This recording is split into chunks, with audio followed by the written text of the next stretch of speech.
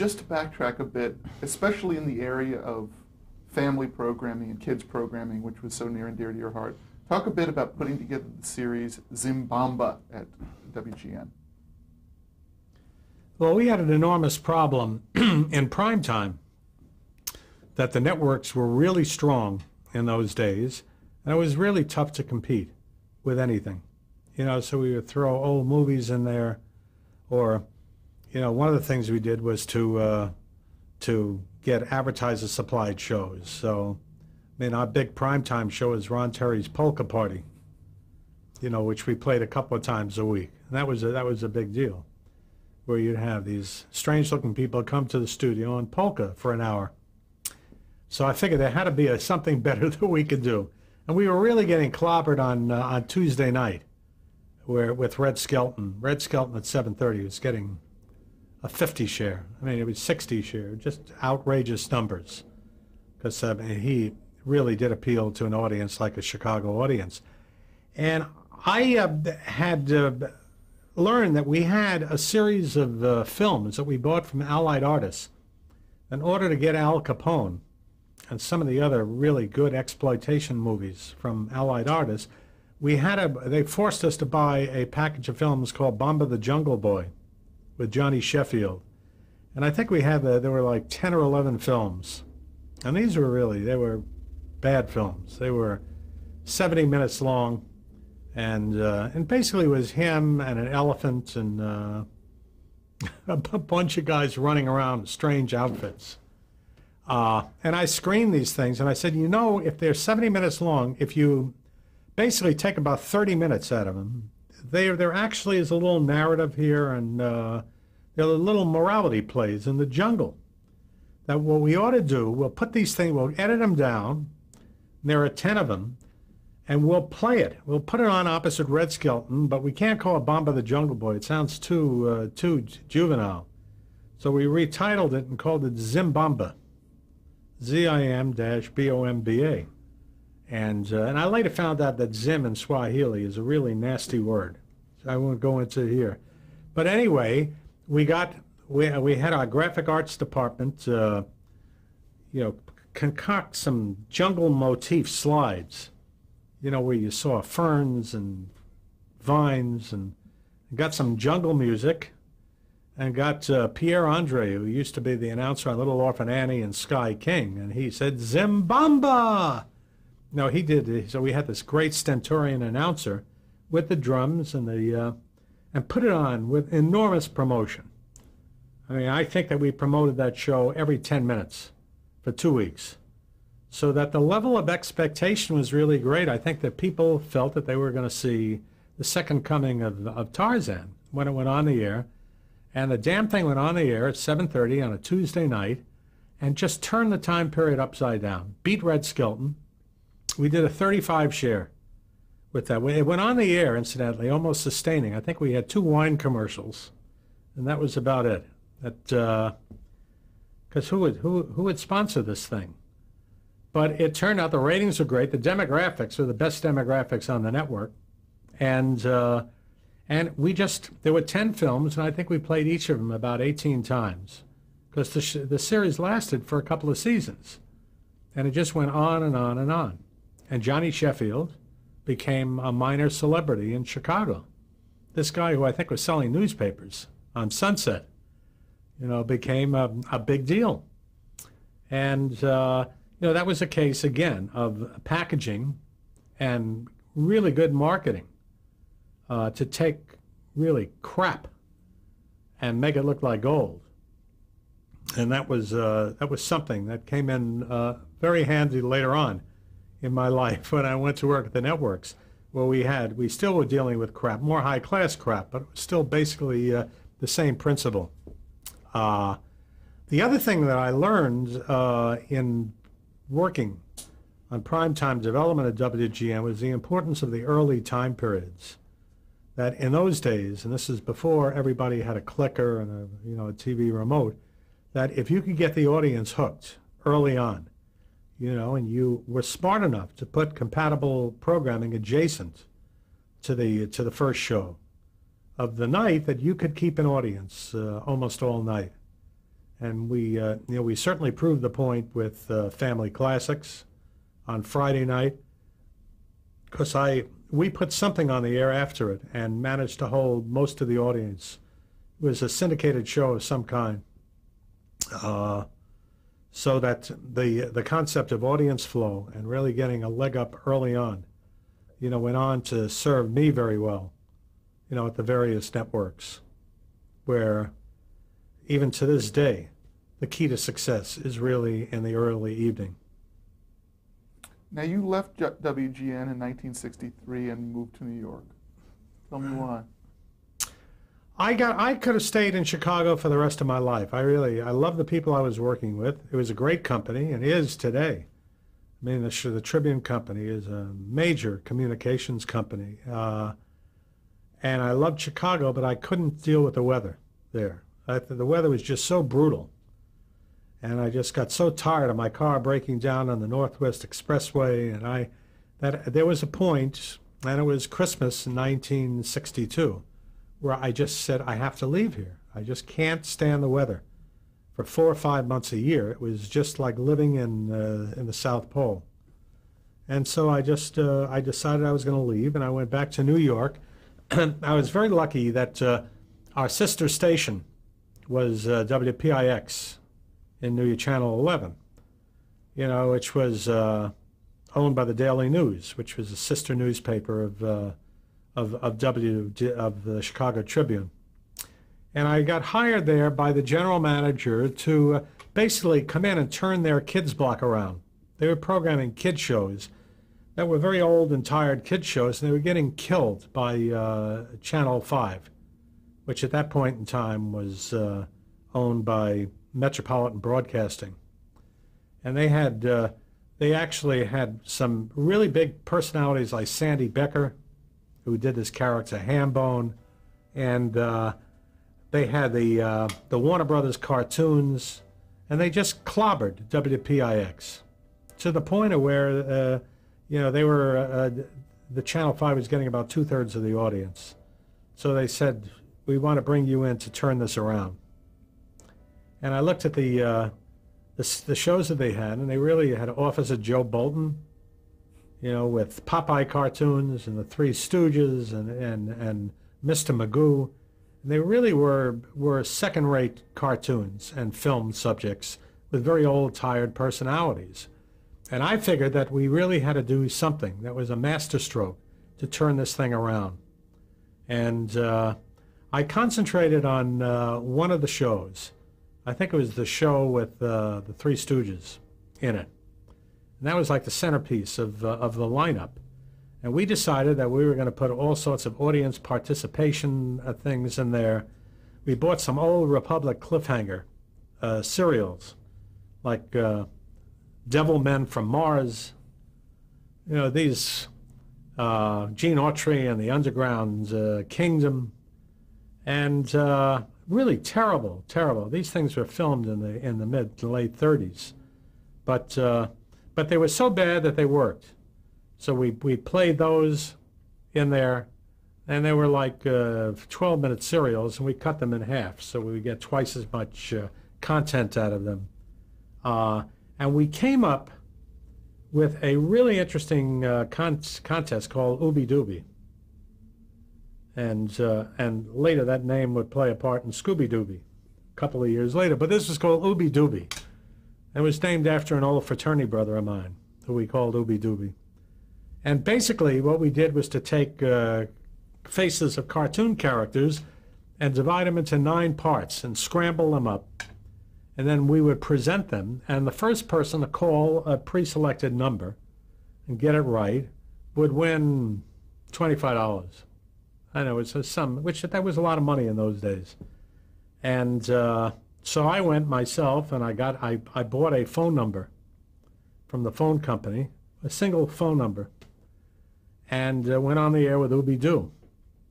And that first day, thanks to Rocket Men from Mars, because a lot of people tuned in to see what the hell we were doing.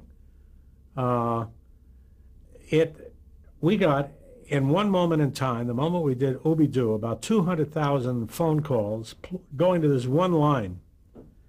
And what happened was that it blew out it blew out the phone service in all of Manhattan. The whole Manhattan borough went down. That there was no phone service because all of these phone calls are going to this one line. And, the mayor was on the phone with the general manager. I mean, they were furious. And there was some poor furrier on 44th Street who had a phone number that was one digit away. And I think to this day they're still calling him. But what happened was the combination of Ooby Dooby and Rocket Men from Mars and a lot of other stunts and everything just totally turned the time periods around. And it taught me another lesson, that the kids' audience is a very, very fickle audience, and that you can be a hero one day and a bum the next. That, you really have to work very hard to keep their loyalty, and that's something that would come in very, very handy later on. Programming not only for children, but the early evening time periods as well. Now, how long did you stay at WPIX? I was there for 6 weeks. All this in 6 weeks? Yeah. Yeah, because I then got a call from Oscar Katz, who I had kept in touch with at CBS when I was at WGN, saying that there was a situation that was opening up and he wanted me to come over to CBS and talk to him and his boss, Mike Dan, who had just been promoted to the head of programming. And that situation was the head of daytime. So I went over there and I got the job. They figured they were strong enough in daytime to take a chance with a 25-year-old kid. And so I said goodbye to my friends at WPIX and made the trek across town from 42nd Street to 52nd Street, to CBS to become their head of daytime. Now, talk a bit about Mike Dan, both personally and professionally, what you thought of him and what his management style was like. Well, Mike was a former press agent at NBC. I mean, he started off in the press department and then later went to work in programming for Pat Weaver in the early days of television. So he was at NBC working for Pat Weaver when they did Show of Shows and Colgate Comedy Hour and Philco Television Playhouse, and we're really starting to carve out television as it later became. And, he was at NBC when they pioneered the Today Show and the Tonight Show and the Home Show and came up with a different way of selling time on a participating basis instead of a full program sponsorship, and learned his craft well, and then went over to CBS, where he worked for Hubble Robinson. And ultimately, when Hubble got fired, he got promoted to the vice president of programs. And in the early 60s, Oscar Katz, who when I had met him was head of daytime, used to be the head of programs, but got demoted to head of daytime. And I had met him when he was just kind of sitting twiddling his thumbs in his office. And I was at WGN and got very friendly with him and kept in touch. When Mike got promoted to head of programming, the first thing he did was to elevate Oscar Katz to the number 2 guy, which left an opening as the head of daytime. And that's the job that I took over there. And this was a CBS in those days that had it all. I mean, they had the president of the network is a man named Jim Aubrey, who they endearingly called a smiling cobra. I mean, he was a very, very tough, no-nonsense, charismatic leader. And they had 10 out of 10 at night, 10 out of 10 in the daytime. They had the #1 news division. They had the NFL. They had the best specials. The only thing they didn't have is a late night service or a morning show. I mean, those are the 2 areas where clearly NBC was the leader. But it was a great time to come into the company because they could do nothing wrong. I mean, they had the Beverly Hillbillies, all those hillbilly shows. They had the Defenders, they had Twilight Zone, Perry Mason, all the classic shows that are now playing all over cable were the part of the CBS lineup. And the great thing about being head of daytime there was that they had 10 out of 10. So you really were a caretaker. Gave me an opportunity to really learn about game shows and serials, which were the two components of the daytime schedule. And they had some half-hour sitcoms in the morning. So I wasn't under great pressure to turn things around, and really kind of self-taught myself the ABCs of daytime drama and game shows, and kind of became an expert over the next year or two. What I didn't anticipate was that the children's area on Saturday, which they had gotten by with nothing. They had reruns of Roy Rogers and Sky King and Heckle and Jekyll and Mighty Mouse, and running the sprocket holes off of these things, and were clearly dominant. That one day a little show called The Beatles came along, animation show, and just turned the whole morning upside down. And I think I was in my job about 6 months when that happened. So that all of a sudden, this was a very big profit center, the kids area. In those days, there wasn't Nickelodeon, and there wasn't, Saturday morning on the 3 networks, you made hundreds of millions of dollars. So this was a very, very serious situation, and I said, well, boy, am I on my feet to the fire. Barely 6 months into the job, I had to do something. And all these shows that we had were finished. They were old hat. As I said earlier, kids are very fickle. And the Beatles came along, they put it on at 10:30, and then all the rest of their cartoons just sailed by. They had Bugs Bunny and Milton the Monster and the Roadrunner, and they really, it was a route for ABC. And I thought about it, and I said, well, what we have to do is something really dramatic here. We've got to change the whole schedule. We can't put a Band-Aid on this thing. And decided that the way to do it would be to come up with the tried and true, at least I thought it was a tried and true, it always worked for me, which was to go with major superhero adventure. And so we created a block of shows from 8 in the morning until noon. That was superhero shows. And we had Mighty Mouse, which could fit into that concept, which is not a bad show, and added a new element that was created by Ralph Bakshi, who went on to do, some major animation shows. That's the cat. Yeah. But we added the Mighty Heroes to Mighty Mouse. We went to General Mills and got Underdog, stole that away from NBC, and I made a couple of calls and got a brand new animated Superman adventure show. That would be the centerpiece of our schedule. And we also, because of our association with the Rather Corporation and Lassie in prime time, were forced to buy a Lone Ranger animation series, which kind of loosely fit into this concept.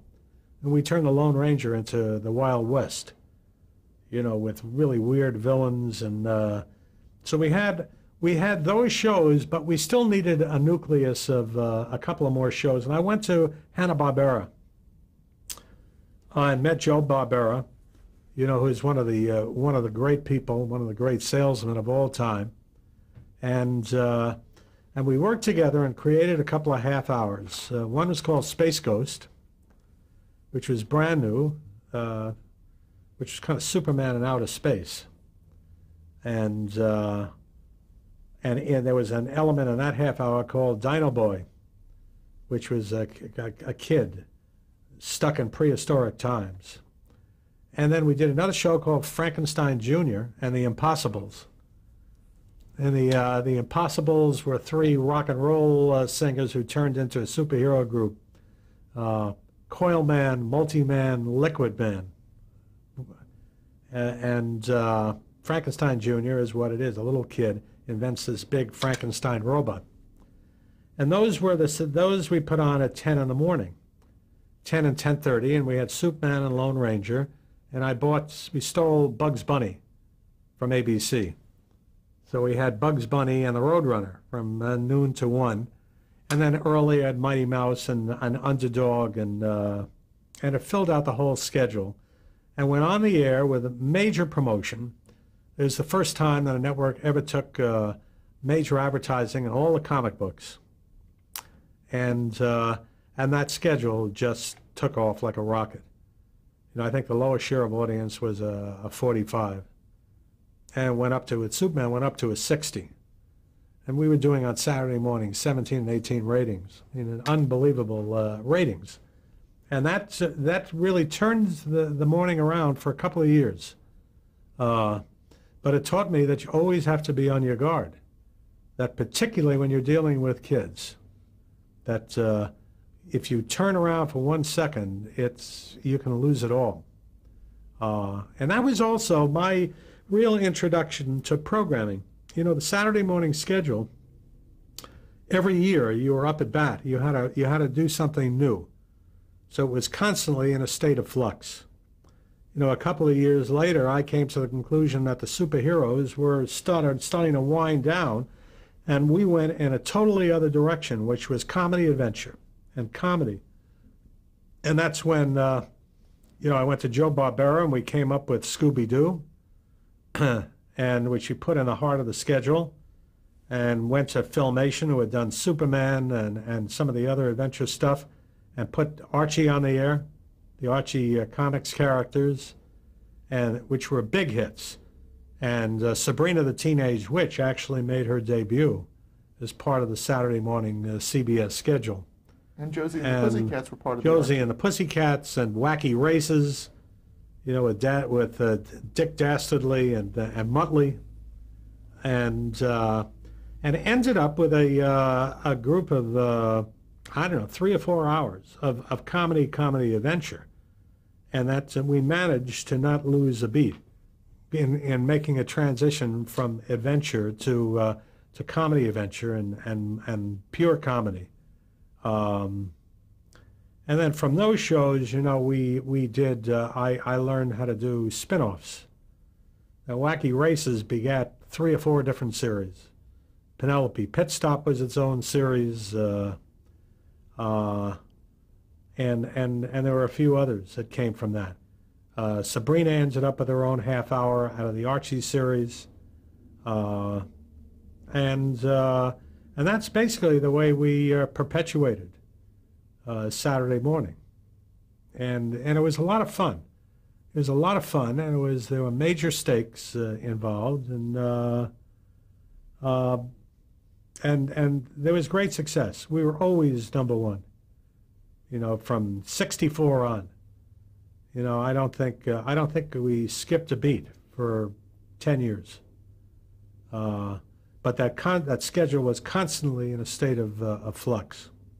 Not to gloss over too quickly the development of Scooby-Doo. It's really one of the legendary animated Saturday morning programs. Talk a bit about the development of that show and your role in the development of it.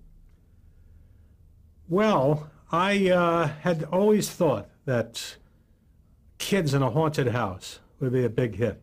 You know, going back to the days when, as a kid, I would go and look at Abbott and Costello, you know, Meet Frankenstein, you know, and movies like that.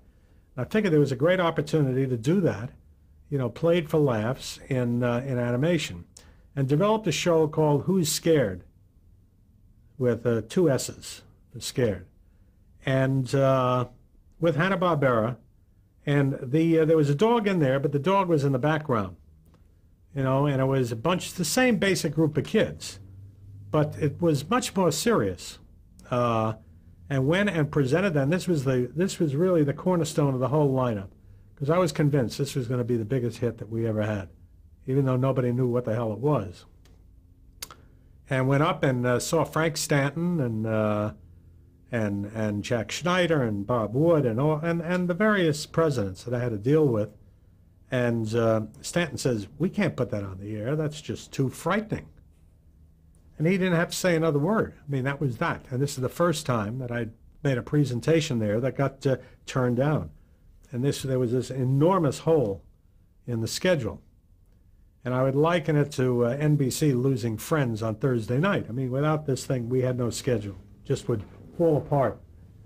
So I said, well, I got to find a way to fix this damn thing, and I booked a red eye to go back to California because we were set another meeting up in about 4 days. And on the plane, I couldn't sleep. You know, there's a red eye, and I'm listening to music, and as we're landing, as we're going in for the landing, Frank Sinatra comes on, and I hear him say, "Scooby-Dooby-Doo." And it's at that point I said, yeah, that's it. We'll take the dog, we'll call it Scooby-Doo and move him up front, and it'll be the dog show. And it'll be, our Abbott and Costello will be Scooby-Doo and Shaggy. And went there, and in a matter of 2 hours, we had revised the concept, and it worked. It just worked great. We could take all the stories that we developed, and just with this refocusing, you know, we solved the Frank Stanton problem, because then it became all-out comedy. The threats were just as serious. But anyway, I went back, got a very quick approval, and the show went on the air and opened with a 55 share. You know, which is, for a new show, it was not based on anything. It was a brand new original. And that show has been on the air continually since 1968. So it's been on the air 33 years. In various formats, you know, to keep it fresh and everything. We did Scooby-Doo movies with guest stars. We did Scrappy-Doo, which was his little nephew. You know, we did a lot of different things to keep the format going. And now a whole new group of, a whole new generation of kids have discovered it.